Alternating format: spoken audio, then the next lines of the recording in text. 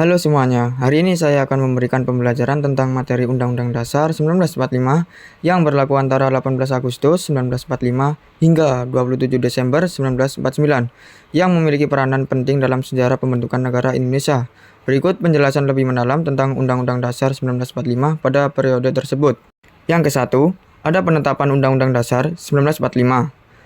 Pada 18 Agustus 1945, Panitia Persiapan Kemerdekaan Indonesia atau PPKI yang dibentuk oleh Soekarno dan Hatta mengesahkan Undang-Undang Dasar 1945 sebagai konstitusi negara Republik Indonesia yang baru merdeka. Undang-Undang Dasar 1945 terdiri dari pembukaan dan batang tubuh. Pembukaan berisi dasar filosofi dan tujuan negara Indonesia, yaitu merdeka dan berdaulat berdasarkan Pancasila. Batang tubuhnya memuat aturan mengenai struktur negara, pembagian kekuasaan, serta hak dan kewajiban warga negara. Undang-Undang Dasar 1945 mengadopsi sistem pemerintahan presidensial dengan pembagian kekuasaan yang tegas antara eksekutif, legislatif, dan yudikatif. Yang kedua ada sistem pemerintahan di Undang-Undang Dasar 1945. Presiden sebagai kepala negara dan pemerintahan, Presiden Soekarno memiliki kewenangan yang sangat besar, termasuk memegang kekuasaan eksekutif, serta menjadi kepala negara dan kepala pemerintahan. Dalam periode ini, Presiden tidak hanya bertugas menjalankan pemerintahan, tetapi juga memiliki peran besar dalam pengambilan keputusan-keputusan strategis, termasuk dalam menghadapi ancaman agresi militer Belanda. Majelis Permusyawaratan Rakyat atau MPR. MPR adalah lembaga yang terdiri dari Dewan Perwakilan Rakyat atau DPR dan Dewan Pertimbangan Agung atau DPA. MPR memiliki kewenangan untuk menetapkan dan mengubah undang-undang dasar, memilih presiden dan wakil presiden, serta menetapkan kebijakan negara, badan legislatif dan yudikatif. Undang-Undang Dasar 1945 juga mengatur tentang Dewan Perwakilan Rakyat yang memiliki peran dalam pembuatan undang-undang. Di sisi yudikatif, terdapat Mahkamah Agung yang berfungsi sebagai lembaga peradilan tertinggi di Indonesia. Yang ketiga ada kondisi negara pada masa berlaku Undang-Undang Dasar 1945. Keadaan darurat dan agresi Belanda. Setelah proklamasi kemerdekaan Indonesia, negara menghadapi agresi militer dari Belanda yang berusaha menjajah kembali Indonesia. Undang-Undang Dasar 1945 diterapkan dalam kondisi darurat untuk menghadapi ancaman tersebut.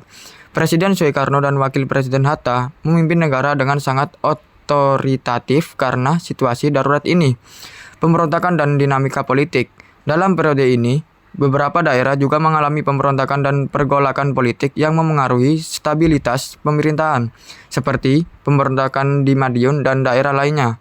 Walaupun demikian, Undang-Undang Dasar 1945 tetap menjadi landasan hukum negara yang digunakan untuk mempertahankan kemerdekaan dan mengorganisir pemerintahan. Yang keempat, perubahan sistem negara. Konferensi Meja Bundar atau KMB pada akhir 1949, setelah melalui perjuangan diplomatik yang panjang, Indonesia dan Belanda mencapai kesepakatan melalui KMB yang menghasilkan pengakuan kedaulatan Indonesia pada 27 Desember 1949. Berdasarkan kesepakatan KMB, Indonesia tidak lagi menggunakan Undang-Undang Dasar 1945 karena diputuskan untuk mengubah sistem negara menjadi Republik Indonesia Serikat atau RIS. Sebagai hasilnya, Undang-Undang Dasar 1945 digantikan oleh Konstitusi RIS yang mengatur negara dalam bentuk serikat atau federal, bukan kesatuan seperti sebelumnya. Undang-Undang Dasar 1945 pada periode ini 18 Agustus 1945 sampai 27 Desember 1949 merupakan dasar negara yang penting bagi Indonesia setelah kemerdekaan. Meskipun penerapannya sering disesuaikan dengan keadaan darurat seperti dalam situasi perang, Undang-Undang Dasar 1945 tetap menjadi fondasi pembentukan negara Indonesia yang merdeka. Namun, dengan terbentuknya Republik Indonesia Serikat pada akhir 1949 melalui KMB, Undang-Undang Dasar 1945 tidak lagi berlaku sebagai konstitusi negara, digantikan oleh konstitusi yang mengatur negara federal.